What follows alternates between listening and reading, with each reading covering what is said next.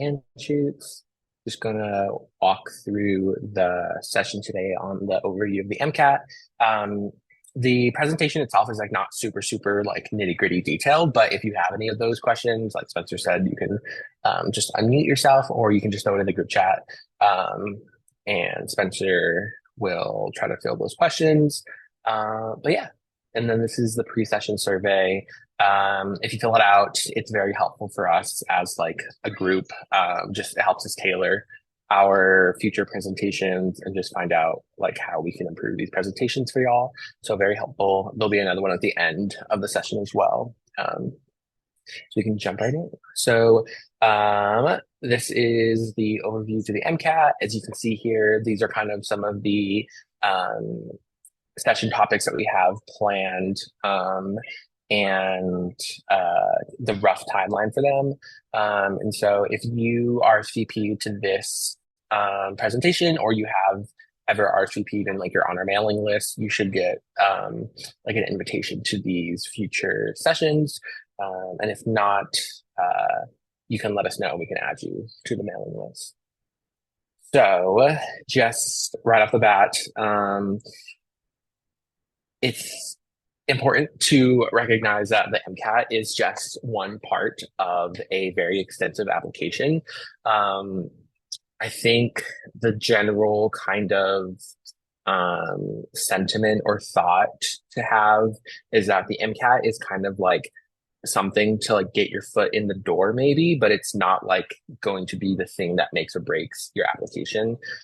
There are obviously like objective data that will be like that'll tell you what certain schools have for like their average or like their median score for applicants who apply and who get in.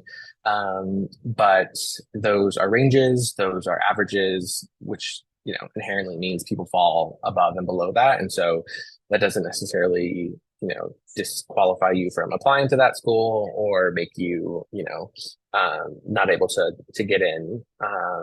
But yeah, something definitely that you should overall still take seriously when you're applying to medical school. And so this is a general overview of the application cycle. And so kind of, if you were here for the last session, we kind of went over this, but if not, this is kind of the general big picture timeline. Applications will open usually in June. Secondary applications and interviews will go on from like July to honestly the start of the next academic year. A majority, I would say, of interviews get offered probably prior to like the months of February, but there are a lot of moving parts. Wait lists become, pretty active towards the end of the application cycle as people start to accept and remove themselves from different schools' like acceptance lists. And so this is like the general timeline, but there is some wiggle room. And then additionally for the MCAT, this is kind of like the preferred time to take it. But if you're going to take time off or like personally, I took a couple gap years. And so I actually took my MCAT in like September of 2020. And then I like just had that done and then I applied like the following cycle. So these are kind of just like, general big picture timelines. It's not like a hard and fast rule. But yeah.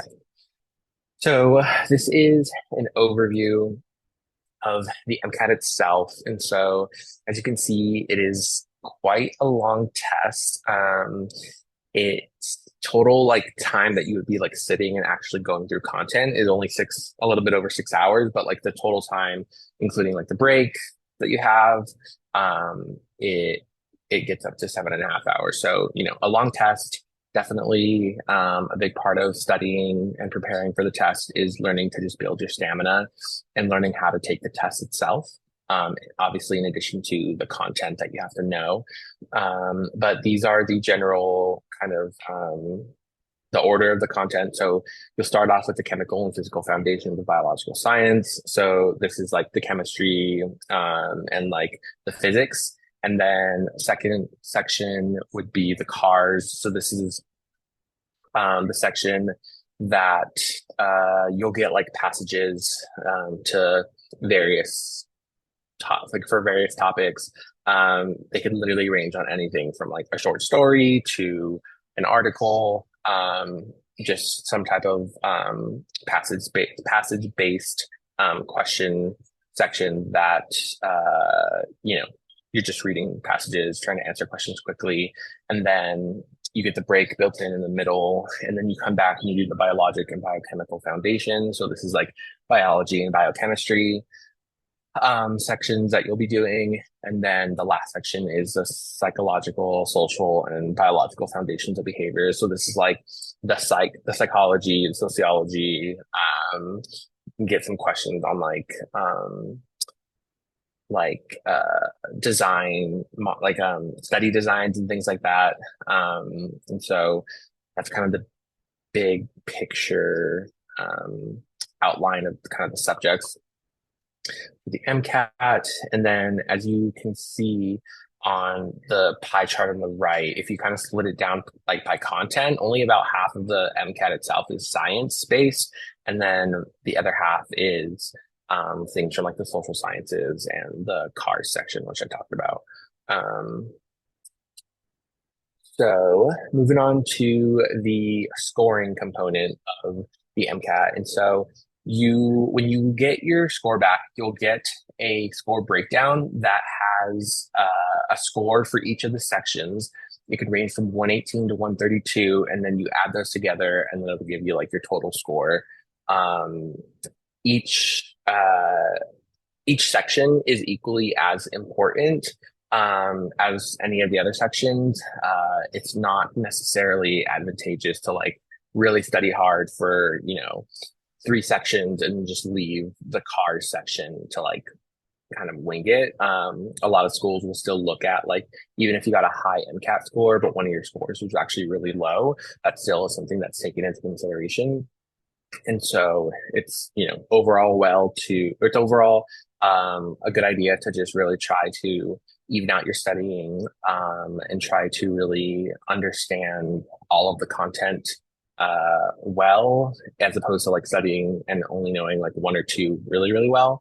And then this is something that was helpful when you're looking for schools to make your school list. And so this is on the right, or like what you would see from the MSAR. It's basically like a search engine for medical schools. And so any of the MD programs within the United States, they have all of their information on here. So demographic information, application, like statistics, financial aid. It even gives you breakdowns of like, out of our last class, like how many people spoke, a language other than English, how many people do research versus community service. And so there's a lot of information, but one of the sections is the information on their MCAT in terms of people who apply and also people who who actually go there. And so as you can see, all of these are ranges. So it's usually like quartile. So like the blue is like 25% above and below, I think. And then the top light teal is like the top 25%. And so again, like I said earlier, if one of your scores falls out of these sections, it's not like I don't necessarily think that means you need to like take that off your school list. There are plenty of schools that I applied to where my MCAT score was lower than like the average.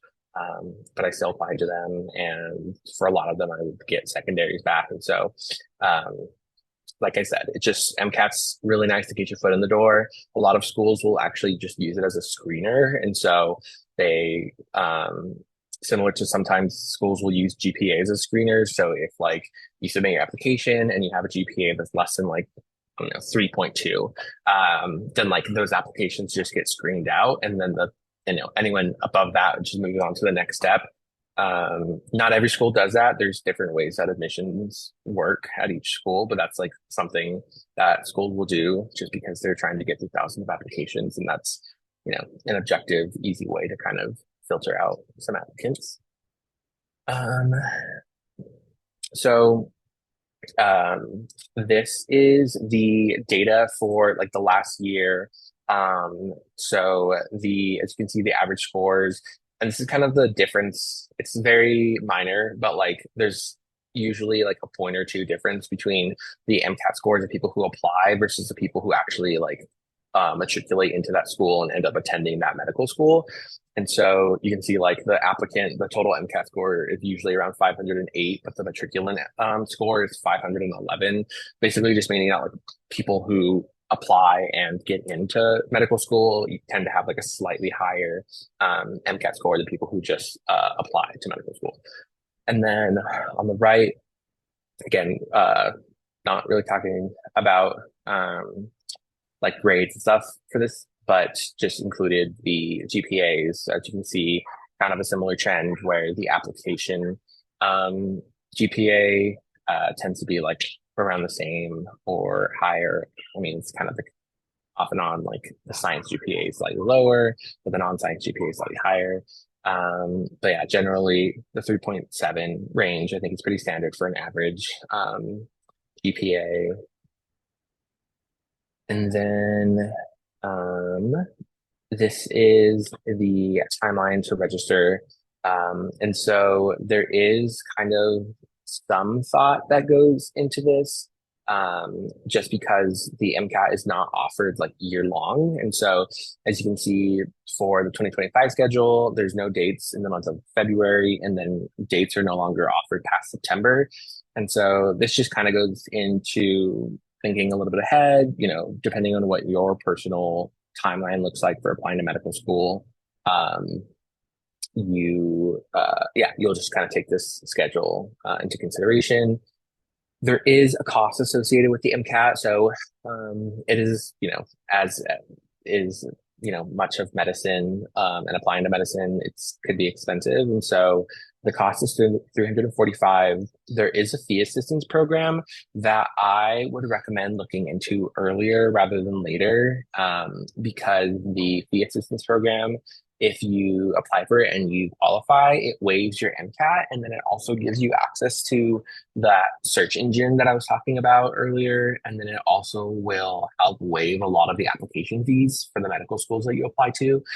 And so it's something to look into, and it's really beneficial just because without any type of like subsidies or assistance programs, applying to medical school, including like the application, the tests, it can get into like a couple thousand. So something to definitely consider.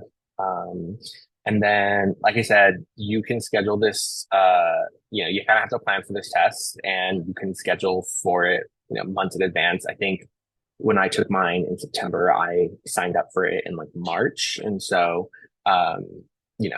if you know kind of what your timeline is going to be, you can totally put that down. And then something that we'll kind of get into it later in the presentation, but what I basically did is I picked kind of a rough date that I felt like I'd be prepared for, and would be the best time just based off like my personal kind of situation. And then I worked my way back from that point to create a study plan. And so that's kind of how I approach studying. I just gave myself like an end date, and I just told myself, if I have 12 books on the MCAT studying, like how much time do I need to go through them all and then take practice tests and really feel prepared for it. So that's something to consider. And then, like I said, generally people take it in the beginning of the year. You can take it up to September. It really doesn't make a difference overall. If you are applying like for 2025, for example, if you're trying to apply for this 2025 cycle, then you probably will want to take your MCAT before like May, just because it does take about a month for you to get your score back. And having your MCAT score can be helpful in kind of determining like where would be a good place to apply in terms of just your competitiveness. I know we're going to talk about earlier how your MCAT's not everything, but like the reality is that it is, still a part of your application. And so having your score back before you apply is only helpful in terms of kind of being realistic with yourself and with your application. Biggest piece of advice with anything like, MCAT, and also like you'll see this once you're even in medical school, is like if there's a standardized test coming up and it's a really big one, and it's really important, and you're not ready, don't be afraid to push it back. Um, this is something that you can retake. It, depending on the institution, they have different policies, whether or not they only take your most recent score, if they consider all of them, if they only take the highest of any score or class or MCAT you've taken. So, best case scenario is to take it once and ideally be done with it. And so, yeah, if you don't feel like you're ready, there's always the option to move it and postpone your MCAT date. I postponed. I didn't sign up for the MCAT, but like every year went by where I just felt like I wasn't ready as like my whole application, and so I just decided not to apply that year. And so that's ultimately why I ended up taking 3 years off. And everything worked out the same, and I'm still here. So it's not the end of the world if you have to push it back. And then Jacob, go Yeah. back for a sec. The only thing is that the dates are opened up in blocks. So the 2025 dates that you see on the screen to the right, the ones for, I believe it's January through April, are already open, so you can register for those. And then the May through September dates are all released, or you're able to be scheduled on them for, I believe they open in March. Um, I'm not entirely sure, but those dates are the days that all the spots are open, and it's just something to be aware of because if you are in a place with a large university with a lot of people trying to take the MCAT, sometimes testing centers and times and Saturdays can be taken up pretty quickly. Or if you're in a place kind of in the opposite, if it's more rural, if it's a smaller school that doesn't have a Pearson testing center nearby, and there's one that you really want to go to, it can be important to kind of get on the MCAT website, log in on the day that it's going to open at the time, in order to make sure that you can get that registration spot that you're looking for. I know that because I had to wait like 45 minutes to schedule my test on that day, and it was very stressful. Yeah, so I'm from California, and I know people who I went to undergrad with who took their MCAT in like Nevada because there wasn't testing centers available, in California. And so, yeah, great point, Spencer brought up. Yeah. Okay,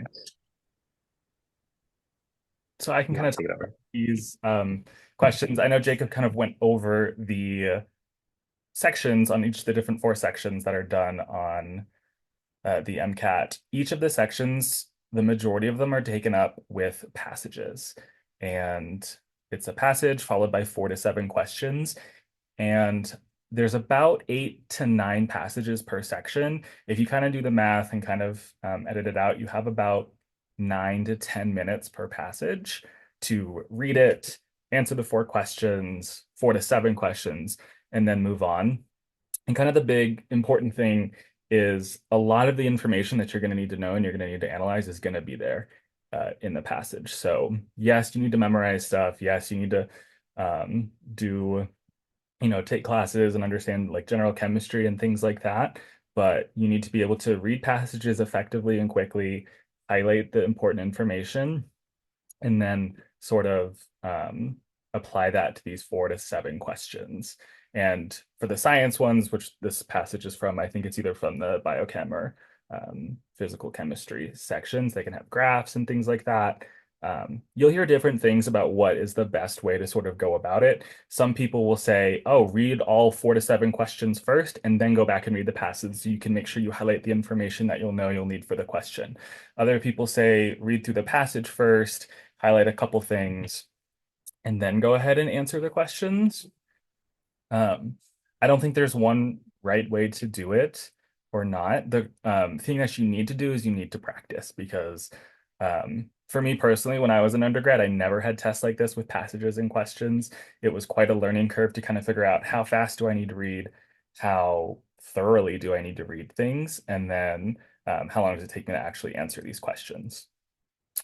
That's kind of my 2 cents about this, and we'll talk more later about study resources and options for things on where to get practice questions and stuff like this. And so that is kind of the science passages. If we go to the next slide, this will be a CARS passage. So this is from the second section, the critical analysis and reasoning skills section. This is notoriously the hardest section and most difficult section. I think probably all the other med students on here will agree. It pretty much has nothing to do with science. You will get passages on philosophy, passages on like literature and history and all these things. And what it really is to kind of test your skills at reading and analyzing things. And so a lot of focus needs to be placed on this. And honestly, getting ready for cars will help you get ready for science because all of it is passage based. Um, and so what you can kind of see here is that some of them can be quite long and quite difficult, and there can be some really thick paragraphs in there. Um, they're kind of all over the place. I don't really have like a lot to say about this other than just read and practice and whatever sort of resources you decide to use. Um, focus on the cars and take a practice test early, which we'll talk about because it'll kind of give you a um, baseline of like where you're at with your critical reasoning skills and the way that you kind of take this test. And we'll say, okay, do I really need to focus on this? Do I need to spend a ton of time on this in order to be successful at it? I don't know if anyone wants to add anything else about cars. My only note on cars, because I definitely struggled with it so badly, is that I started taking out there. I use Altius as my test prep, which is like a smaller company out of Utah, but there was like these little time practices that you could do of like see what you can get done in 5 minutes, see what you can done in 3 minutes, like really watching your time on these because it's easy to spend like majority of your time on this section on the first like 2 to 3 passages. And then your last few, like you're just kind of guessing at questions. So being cognizant of your time during cars is something that I found to be super helpful and definitely I saw my score start increasing the more I worked on that. But you have to practice this even though you feel like it's not science, like you have to practice the cars because if not, that score just really doesn't move.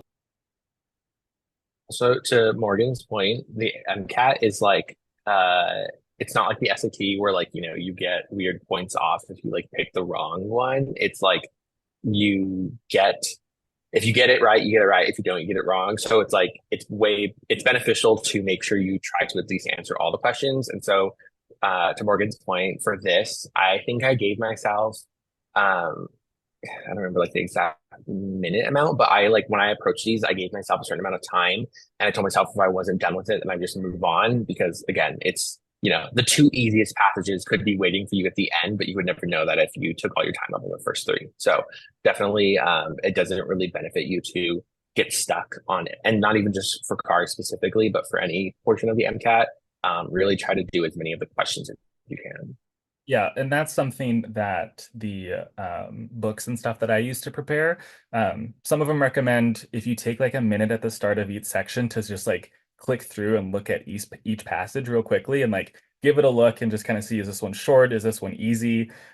For me specifically, I am not a physics person. I'm not very good at it. There was a physics passage that was, I think, second on my physical portion. And so I found that and I just skipped it and I sent that one for last and I focused on the other ones. And I ran out of time and I made a couple guesses on the physics ones because I knew that I hadn't memorized all the physics equations and things like that. So that's something to kind of keep in mind when you're taking practice exams, play around with the strategy and how you do it and see how you feel. And always try to time yourself too, even on if you're just doing one passage one night, start a timer and just kind of see how it goes and see how fast you're going. Or else, like Morgan said, you can really kind of lose track of things. And then on test day, that can be really stressful if you're running out of time.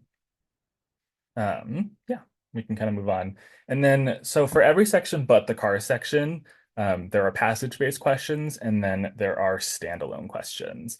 And standalone questions can be interspersed kind of throughout each passage, or I'm sorry, throughout each section between passages. So you might be clicking through, you'll do two passages, and then all of a sudden you'll get like 4 or 5 of these sort of standalone questions that can be about anything within that section. And these are the ones you kind of just need more base knowledge and things like that. Yeah, I don't have much to say about that other than just like know that they exist and don't kind of be freaked out by them when they pop up when you click next. And the other thing too is when you do get these, pay attention to what else you've already read and what other passages you've done. If you don't know what's going on, there might be some information in a passage to help you rule out a couple answers and things like that. Some people also like just recommend skipping these and doing all the passages first in the science section and then going back and doing these at the end because they can be done a little bit quicker. You won't have to like, if you want to go back to a passage, like you'll have to reread it. So if you go back to these, you don't have to reread the passage or refamiliarize yourself with any of the things. That's another strategy. I didn't do that. Other people have done that.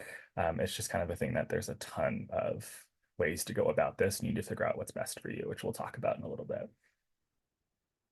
And then last but not least, this is another standalone question. Test prep companies and things will have different names for like different types of questions.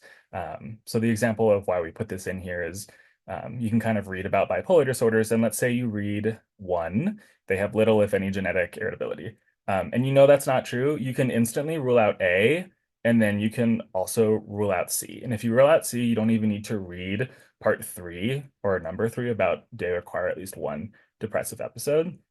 And so you can just completely like get rid of that. Or the same thing, like if you rule out 2 and 2 and 3, you can kind of get rid of answers and not have to read certain portions of the question.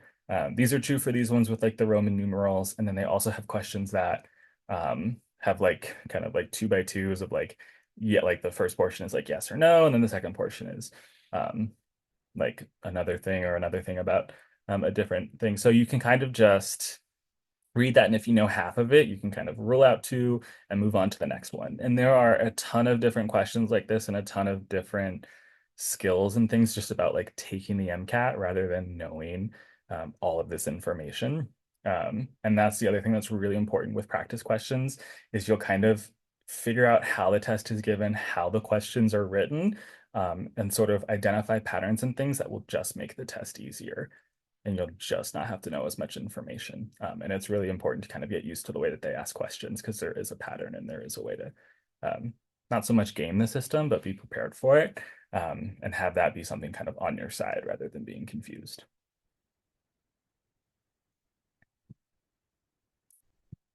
So now we'll talk more kind of about study approaches and things. And as we've alluded to before, there is no like correct way to do this or best way to do this. I'm talking about ways that I've done it. Jacob and Morgan have done different things, as has Brendan. But the number one important thing to do is practice exams and questions by far. It's not reading textbooks. It's not memorizing physics equations and things. It's just doing practice passages and practice questions. One of the first things that all of you should do when you start studying for the MCAT is to kind of just take a baseline test, a full length 6.5 hour, 7.5 hour test, and kind of get a score back and see where you're at. That'll help you understand, okay, I'm at a 502 and I want to get to a 515. That was the goal I set for myself. My CARS was the lowest. I need to focus on that and study the most on that. So take a full length practice test early. There are free exams through Kaplan, the AAMC, and Princeton Review. I think AAMC has like 2 or 3, and then I don't know how many Kaplan has. The one thing I'll say about this is that the AAMC practice exams are the ones that are most similar to the actual MCAT. So they're going to be the highest yield for you guys. Whether or not you want to take that first or take that last, it's kind of up to you. But just know that your scores that you get on the practice exams from the AAMC are the ones that are going to be hopefully most indicative of what your true score will be. And then obviously you can't take practice tests all the time. There are so many different resources for question banks that you can kind of get. AAMC has their own. I personally used Princeton Review. Kaplan has them. Morgan used Altius. All of these things. There really is no one right answer for which one to use. And the thing is just to like stick to one. You don't need to buy all of them and do like 40,000 questions. Please don't waste your money doing that. And that's kind of the most important thing. And then there are also paid online courses that are, as you can see, extremely expensive. I personally didn't do these. I know people that did do them.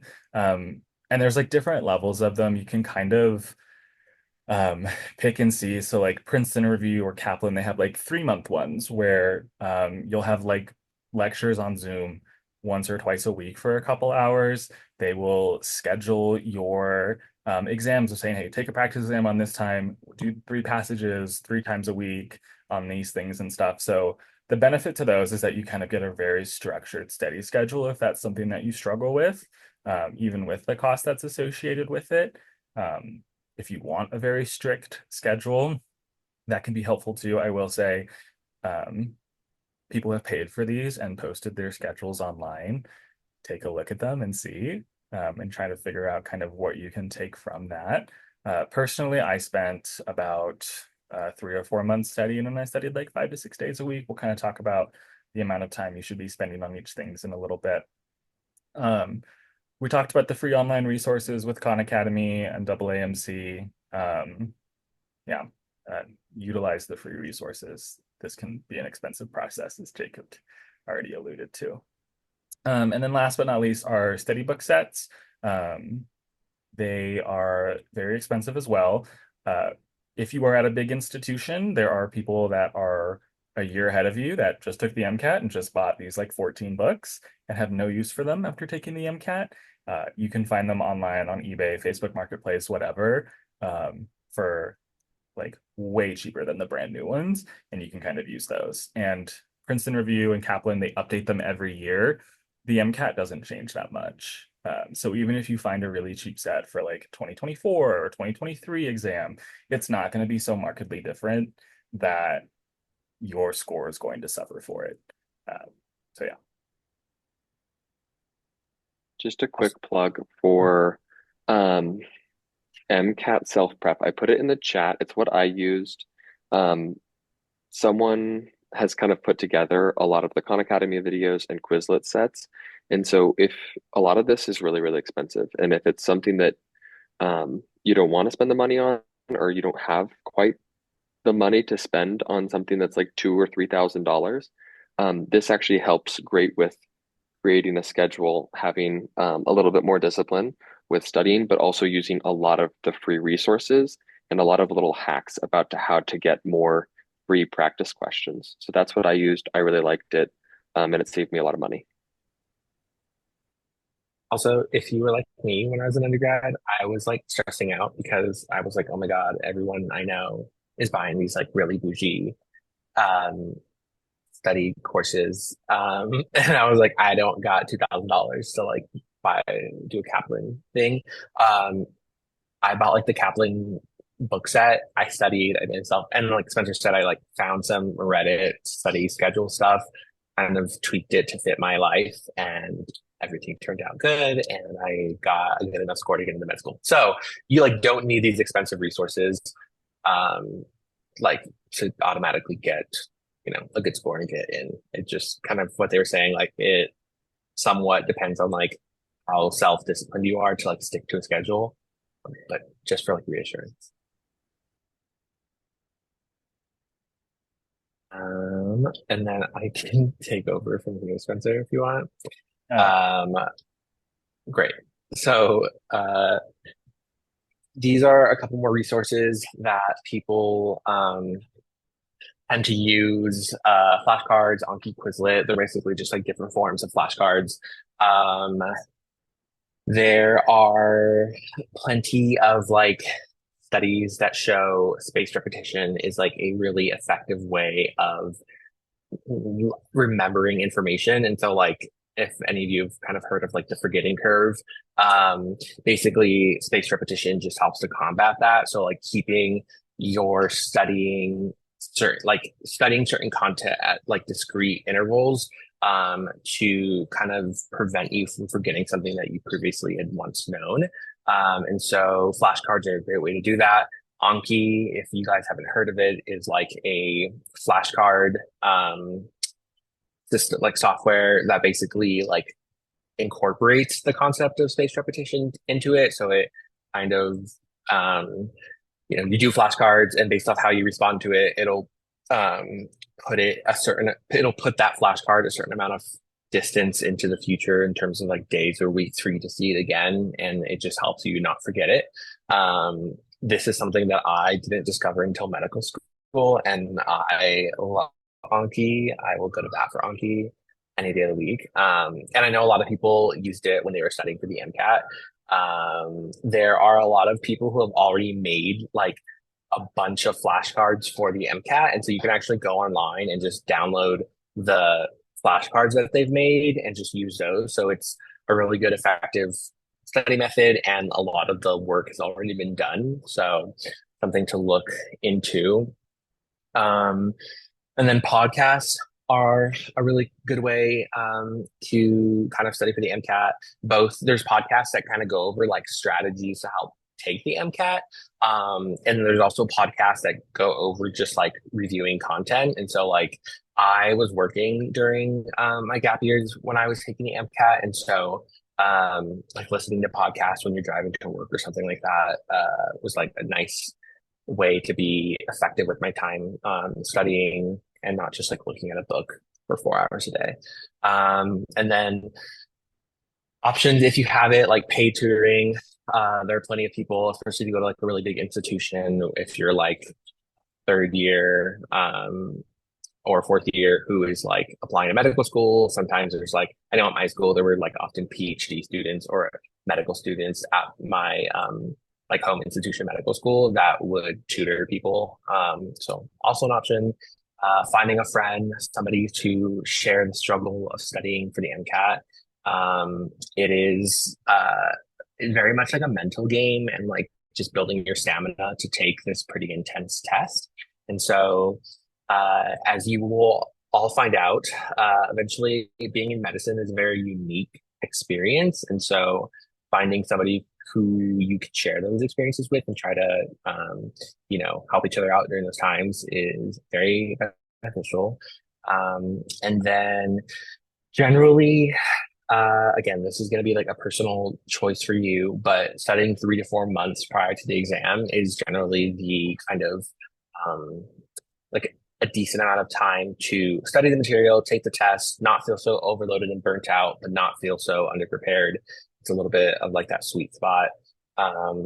This is going to be totally dependent on your lifestyle. I think I studied a little bit more than 4 months, but again, I was working a full-time job, and so I couldn't like dedicate studying, hours a day. I would do like a couple hours after work every day. And so it's totally just going to depend on what your lifestyle is during that time. And like, what your study schedule looks like. And then, yeah, these are just like some pearls of wisdom that we'll go over. So set a goal score. I think that setting a goal to kind of try to meet is a good way to just like provide self-motivation.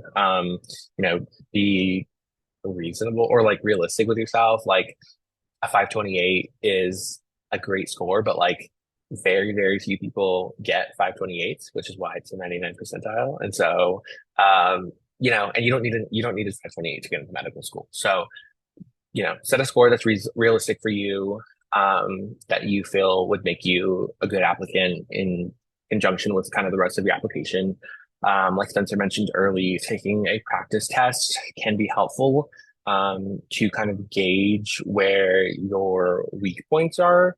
A really effective study method or kind of approach to studying is you don't have to like learn everything under the sun just to take the MCAT. You only really have to learn what you don't know. And so if you are, a biochemistry major, you probably can spend less time on the biochemistry. And so taking this practice test will kind of clue you into that to show you like, oh, I actually perform really poorly on my car section. Let me buy like another book to just do passages repeatedly and get better at my reading time. And so, yeah, I definitely think it's advantageous to take a test early on. And then when you do a practice test, really try to replicate like the exact scenario that you're going to have on test day. And so take it in one sitting. So I think all the tests usually give the option to just like take it untimed and just like kind of go through the questions. I think if you do that, it is not using the test to its fullest like advantage. A big part, like, we've talked about it several times, but like a really big part of this test is just like having the stamina to get through it, like sitting down for 6 hours, and using that much of your brain power and like trying to consistently perform well on every section is hard. And so a big part of taking these practice tests is just training yourself to have the same kind of energy that you have on question 1 of block 1 that you do in the last question of block 4. And so sitting down and taking these all in one stretch, replicating practice like your environment. So like these tests are going to be early in the morning at 8. So if you're not a morning person, like really try to get yourself used to being up early and taking a test. So, wake up, make yourself breakfast, do what you would do the morning of your tests, sit down for the tests, in a quiet space, go to the library if you need to, but really just try to replicate how you're going to be on test day. And yeah, a really big thing after taking your test, it's probably it's going to feel real easy to be like, oh, I got this question right. I'm not going to go over it. Like, I know I got it right. I think that the important part of going over your test is knowing why you got something wrong, but also equally as important is knowing exactly why you got it right. And so it's really beneficial to go over the right and the wrongs. Something that I would say is probably like personal preference. It doesn't probably matter too much. Is I personally would take the test, my practice test on like a Saturday, and then I would go and then I would just like, I would take the practice test, close my computer, and then I would just go relax for the rest of Saturday. And then I would come back Sunday and open it up and then go through the whole test and like, sit down, write what I got wrong. If there was a question I got right, but I got it right for the wrong reason, I would also write that down. For me, it was just a lot more beneficial to kind of split it up into 2 days because you are so fatigued after taking the tests. And for me, it was a lot more beneficial to actually sit down the next day and really go through the process of understanding why I got things right or wrong. Again, some people I'm sure would go through the test right after. But yeah, just couple their little pearls and things. When you're pretending like it's test day, just so you know, when you're at a Pearson test center, you cannot bring water into the exam. So keep that in mind. Drink water on your breaks, hydrate before, but not so much that you need to go to the bathroom all the time. Because again, if you need to take an unscheduled bathroom break, that will eat into your time on that section. And the other thing with these like 10-minute breaks and 30-minute breaks, it takes time to get in and out of the testing room. You need to raise your hand. A proctor needs to come and get you and sign you out. When you get back in, they need to like check your pockets, check your ID, all these things. So just keep that in mind when you're taking the practice exams, that the breaks are going to be a little bit shorter. You can't have water and stuff like that because if you're kind of prepared for all of that, you can just like forget about that and not be stressed about it and really focus on the exam. Just sort of get rid of all of that extra cognitive load on that day so you can just focus on the questions. And then the thing about Jacob and what he was saying of kind of going over questions that you got wrong and right, I think that's really super important when you're doing practice questions. For me, what I would do, if I got a question right or wrong, I would look at all 4 answers and say, okay, this is why this question or this answer choice is right. And then for the ones that are wrong, and understand why it was wrong. And then I would ask myself, how would the question stem need to change for this answer to be right? Like what value would need to be changed, or what thing like equation would need to be changed. And that's kind of a great way to really test yourself and get the most out of each question, is kind of thinking through to like, what's going to make this right, in what situation would I choose that answer.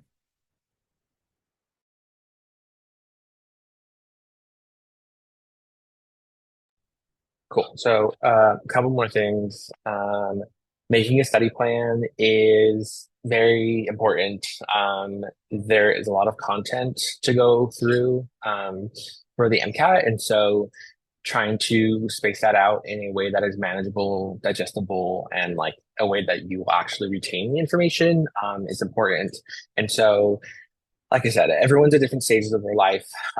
Some people are in their gap year and they are working full-time jobs. Some people are living at home and have, they're able to just study more freely.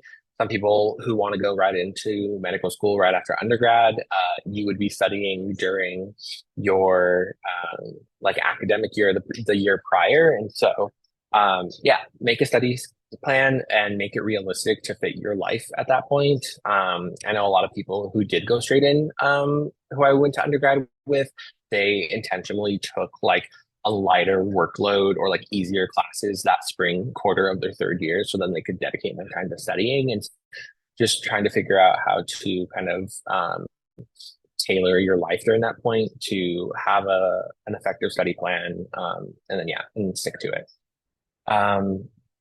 The other thing that is really important is that this is a hard process. It can feel discouraging sometimes. Like sometimes you're going to do question sets and you're going to get like a 90%. And then the next day you can do one and you'll get like a 40. And it's just like a really big blow to your ego.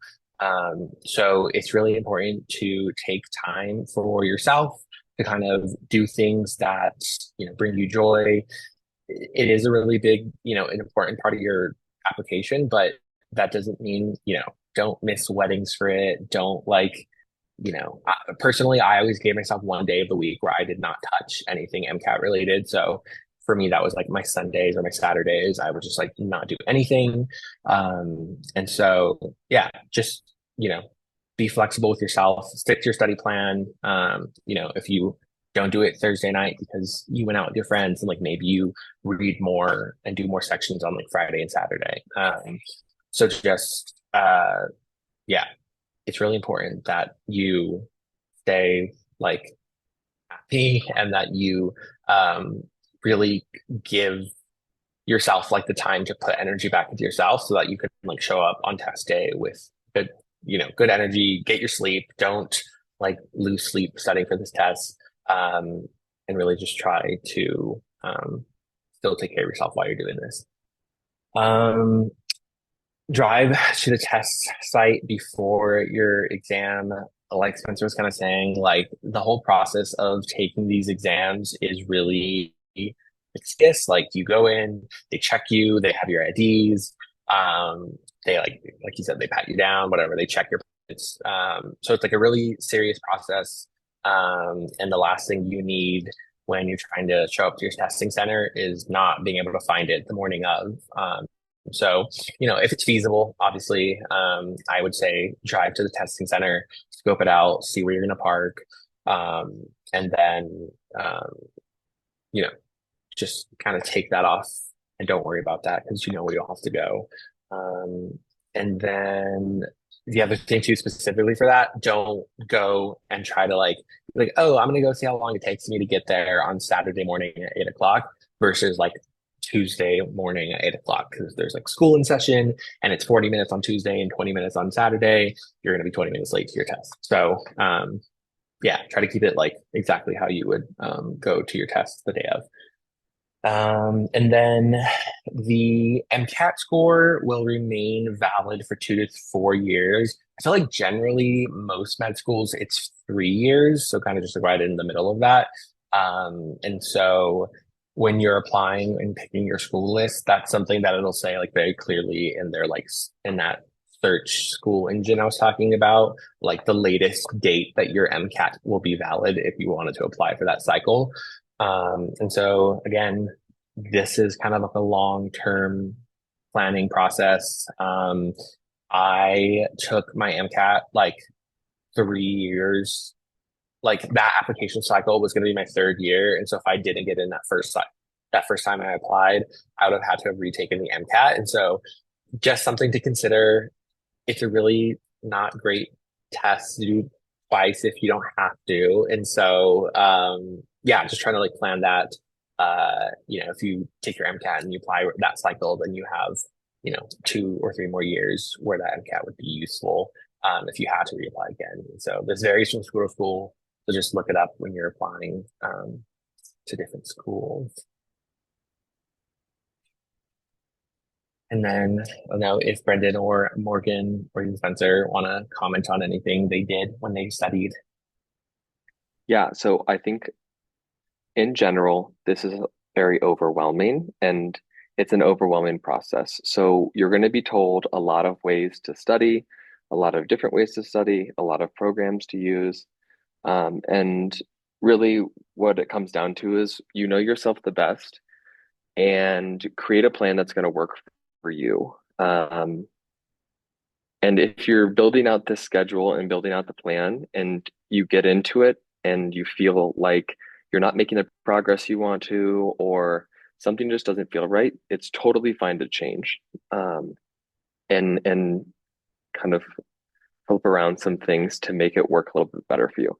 So that's all I'm going to say about studying. I think we're telling you so many things. My one advice is just pick something that works for you, and you can change it around if things don't seem like they're working well. The other little anecdote I like to tell is when we're talking about all this logistic information and like drive to your test center and make sure everything's kind of like neat and tidy before you go there, because the morning of the test is pretty stressful. I personally cried on the way to my test because it was just such a cathartic experience of so much time that I put into studying. And if I had to figure out directions or got stuck in traffic, I don't know what I would have done. So like I knew exactly where I was going. I could just like drive and park my car, but I definitely shed a couple, if not more, tears on the way to my test. So that's why we're saying all of these logistic things, because the morning's a little crazy. So try to control what you can control. And if you cry, that's totally fine because I did. I'm here. I survived. Yeah. Brandon. I personally did not cry before. I did cry after. I went into my car and I sat and I didn't leave the parking lot for about 20 minutes and I just kind of like cried. It all worked out, so it's just another thing. One last thing, I know we've talked a lot about this. There is at the end of the MCAT a little void question saying, hey, do you want to void your score? So in case you bombed it, schools won't see it. There is almost no reason to ever press that button. It's at the end. I was tempted to do it just because I was like, wow, that was really hard. I don't want this to happen again. Please do not press it. You just spent a couple $100 in 8 hours. It will be useful seeing what your score is. The only thing is like if you got extremely sick and had to go out to the bathroom like 7 or 8 times throughout the test or something like that, there's really almost no reason to hit the void button. And don't convince yourself at the end like I almost did. Okay, my story is that I hope I can save you all some stress and some money. I took the MCAT 3 times and I didn't cry on the way there because I was so used to just driving to the test center and like, I knew people that were there, but miracles do not happen on test day. If you do not see the score that you would be happy with on a practice test, if you don't see that before you go in, no miracles happen at the Pearson centers. I thought it would twice, and I scored the same, if not lower, because of the stress, because of the weird environment. Like, it just doesn't happen. And I would have been much better off just postponing my test and changing my plan than keep taking this test and spending my money and, wasting some time. It all worked out. I'm doing fine in medical school. Like if you struggle in the MCAT, it doesn't mean that you're not going to be a good doctor. Like it's just kind of a hurdle you have to get over. And like we still take standardized tests now. Like you have step 1, you have step 2. Like it's just a good build up to kind of what your medical education looks like. So you can do it, but if you do not see that test score, do not take your test. Save your time, save your money, and wait until you're ready. And I think it would have made a much smoother process for me.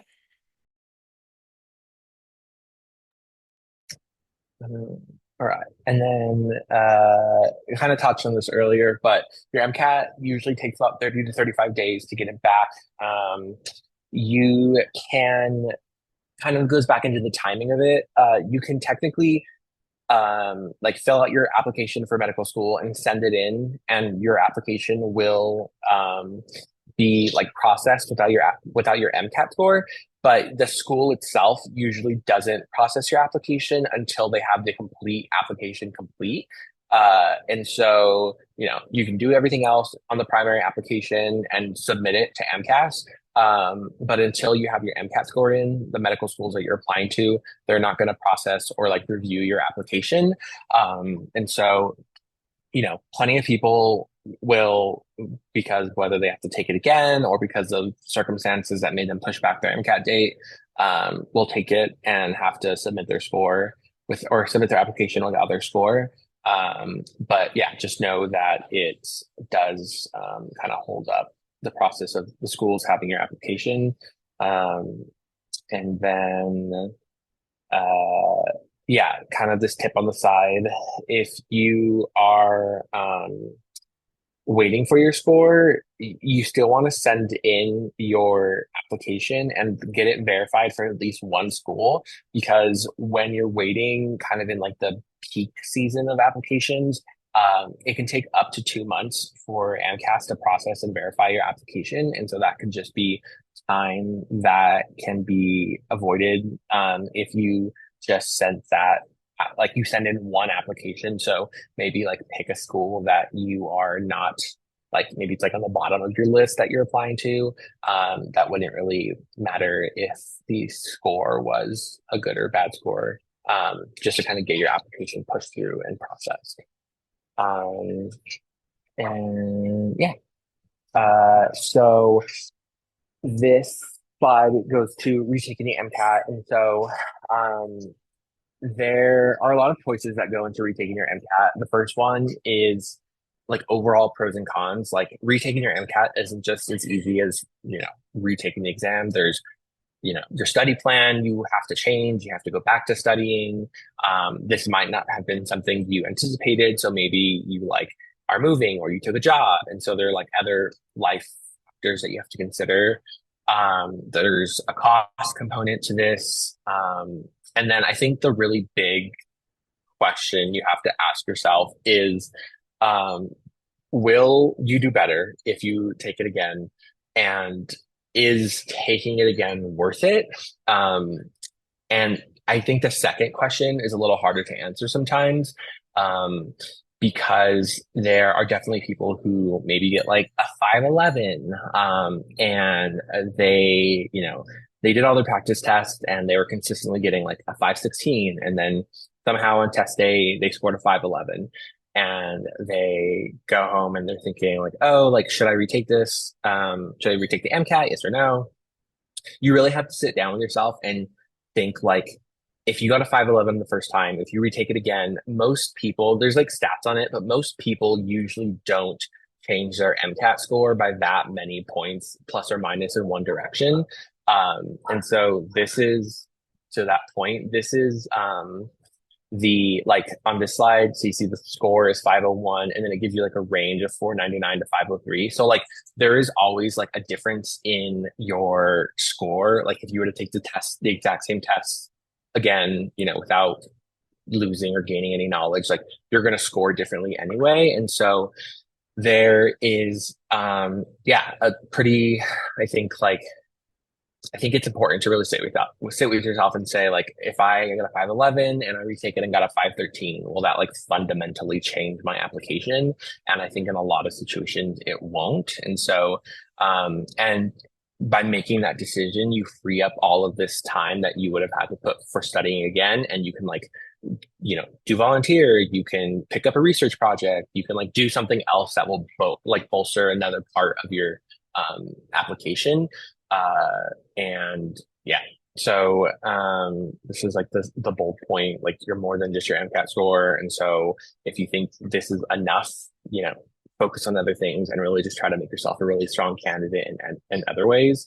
And the other thing that we kind of talked on earlier, for your MCAT scores, regardless of, what your score was when you took it, you have to report every test that you took for the MCAT. And so if you take it and you do worse, like you will show like not, you're going to show that you didn't improve your second time. And so just keeping that into consideration, like all these scores are reported to the medical schools. And so, yeah. And then we kind of talked about this earlier. Schools take your MCAT scores differently. When you're taking multiple tests, some will average them, some will take your best, some will take all of them. And so it's important to look into each school and how they take or how they process multiple MCAT scores and see if that also would be beneficial. And then there, on the flip side of that conversation, I mean, as Morgan can kind of probably talk about more, like there is something to be said about taking your MCAT again if you feel like you can do better, or if you know that like that was an off day, or if you just know that it's like not the score that you need to get into medical school, there is a place for retaking the MCAT, but it just, I think, don't jump to it right away. And then, yeah, we've kind of talked about this and I've said it several times, but your MCAT score is literally one part of your application.